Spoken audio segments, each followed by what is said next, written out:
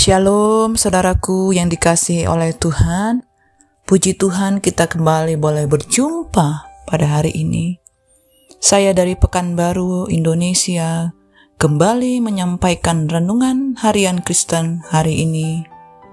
Salam sukacita dan damai sejahtera dari Tuhan kita, Yesus Kristus, kepada semua orang percaya dari segala bangsa, di semua negara seluruh dunia sampai ke ujung bumi.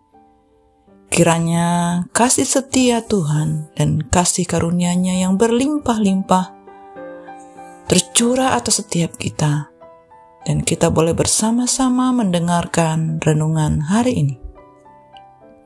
Mari kita persiapkan hati kita untuk mendengarkan firman Tuhan. Kita akan satukan hati untuk berdoa. Bapa kami yang di surga, sungguh kami bersyukur kami boleh kembali berjumpa di dalam program Renungan Harian Kristen. Kami bersyukur Tuhan, anugerah-Mu tidak pernah habis-habisnya di dalam hidup kami. Hingga saat ini kami tetap mengalami sukacita, damai sejahtera yang daripada Tuhan. Sehingga kami boleh kembali dengan semangat untuk mendengar firman-Mu. Penuhi kami ya Bapa, urapi kami, ajar kami Roh Kudus, sehingga kami boleh memiliki pengertian hikmat untuk dapat mengerti kebenaran firman-Mu dan dapat mengaplikasikannya dalam kehidupan sehari-hari. Terima kasih Bapa, ini doa kami, Engkau yang memberkati setiap kami dimanapun saat ini berada. Terima kasih Bapa, terpujilah nama-Mu. Hanya di dalam nama Tuhan Yesus kami berdoa. Haleluya. Amin. Nah saudaraku, kita akan bersama-sama boleh mendengar firman Tuhan pada hari ini yang tertulis di dalam Mazmur 9 ayat 1 sampai dengan 11. Kita akan membaca firman Tuhan ini dengan judul perikop Allah pelindung orang-orang saleh. Saya akan membacakannya buat saudara-saudaraku. Untuk pemimpin biduan, menurut lagu Mutlaben, Mazmur Daud. Aku mau bersyukur kepada Tuhan dengan segenap hatiku. Aku mau menceritakan segala perbuatan-Mu yang ajaib. Aku mau bersukacita dan bersukaria karena Engkau.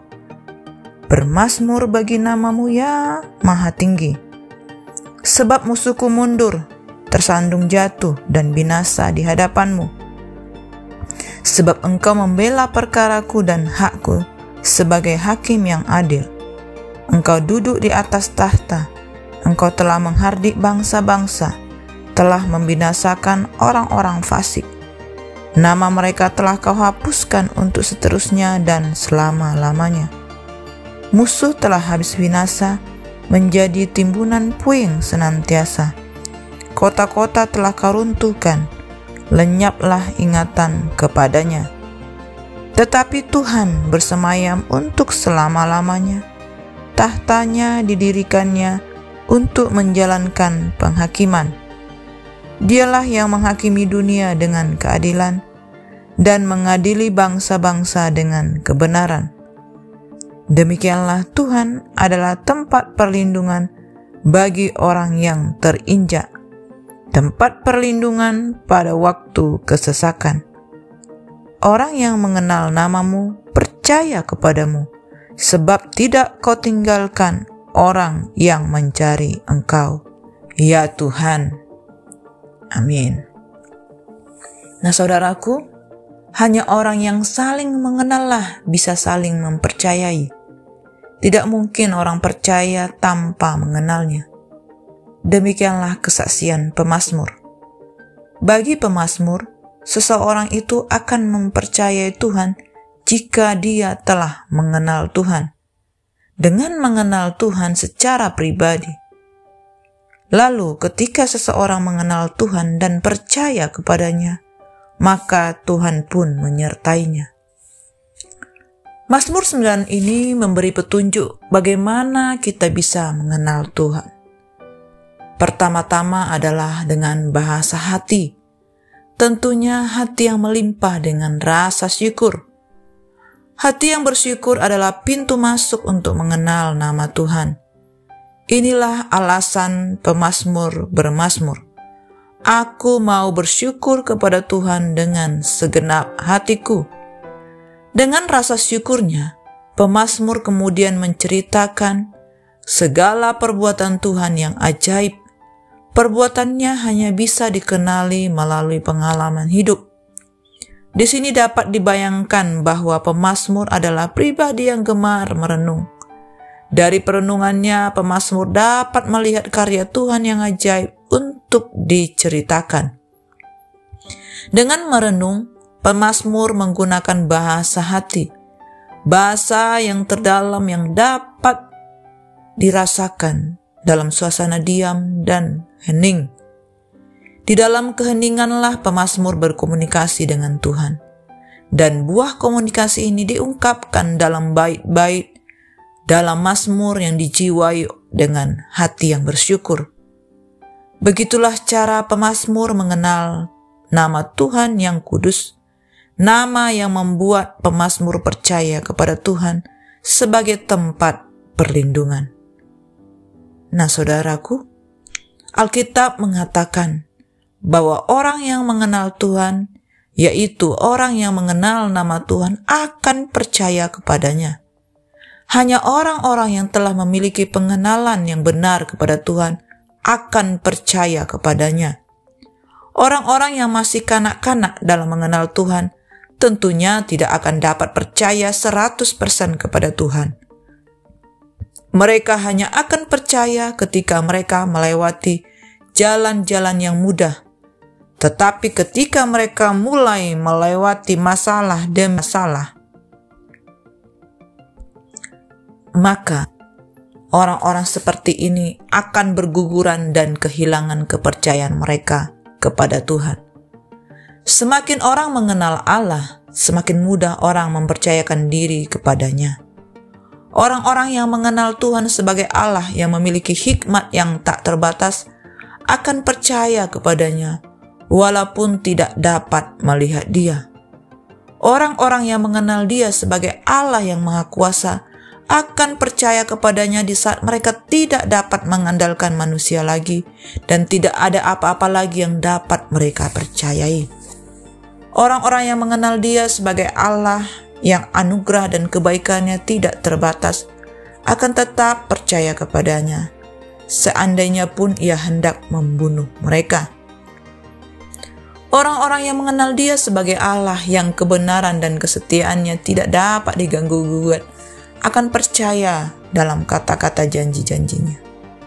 Mereka akan tetap berpegang pada janji-janjinya itu, meskipun penggenapannya tertunda dan pemeliharaannya selama penantian akan janji itu tampak seperti bertolak belakang. Orang-orang yang mengenal Dia sebagai Bapa segala roh dan sebagai Bapa yang kekal akan mempercaya Dia dengan segenap jiwa mereka. Dan mereka akan percaya kepadanya sepanjang waktu, bahkan sampai kepada kesudahan. Nah, saudaraku, bagaimana dengan kita? Seberapa dalam kita mengenal Tuhan? Salah satu tanda apakah kita memang telah mengenal Tuhan adalah melihat apakah kita sudah menuruti perintah-perintah Tuhan di dalam seluruh aspek hidup kita. Jika kita sudah mengenal Tuhan, maka kita akan percaya kepadanya. Dan ketika kita sudah percaya kepadanya dengan sungguh-sungguh, maka kondisi apapun yang kita alami tidak akan menggoyahkan iman dan kepercayaan kita kepada Tuhan. Sehingga kita akan berkata kepada Tuhan, Engkau adalah tempat perlindunganku dan kubu pertahananku, Allahku yang ku percayai. Amin. Demikianlah firman Tuhan, saudaraku, yang dapat kita renungkan hari ini. Kita percaya bahwa firman Tuhan inilah yang mengajar kita, yang menuntun dan membimbing kita, sehingga kita tetap mengalami kehidupan yang penuh dengan damai sejahtera. Nah, saudaraku, Mari kita tutup di dalam doa. Bapa kami yang di surga, kami sungguh bersyukur karena kami sudah mendengar firman-Mu. Terima kasih ya Bapa untuk firman-Mu yang menguatkan, menghibur, bahkan menegur kami. Ajar kami untuk terus kami berharap kepada Tuhan, semakin mengenal pribadi Yesus di dalam kami. Terima kasih Bapa, berkati kami dimanapun saat ini kami berada. Sembuhkan yang sakit, pulihkan kami yang lemah, berkati kami yang susah, hiburkan kami Tuhan. Dan Engkaulah sumber jawaban di dalam hidup kami. Terima kasih Bapa, terima kasih Tuhan Yesus. Kami sungguh bersyukur kepadamu, terpujilah namamu kekal sampai selama-lamanya. Hanya di dalam nama Tuhan Yesus kami berdoa dan kami bersyukur. Haleluya. Amin. Terima kasih buat saudara-saudaraku yang terus boleh berkenan mengikuti renungan harian Kristen hari ini. Edisi Selasa 19 April 2022. Semangat pagi dan semangat beraktivitas. Tuhan Yesus memberkati.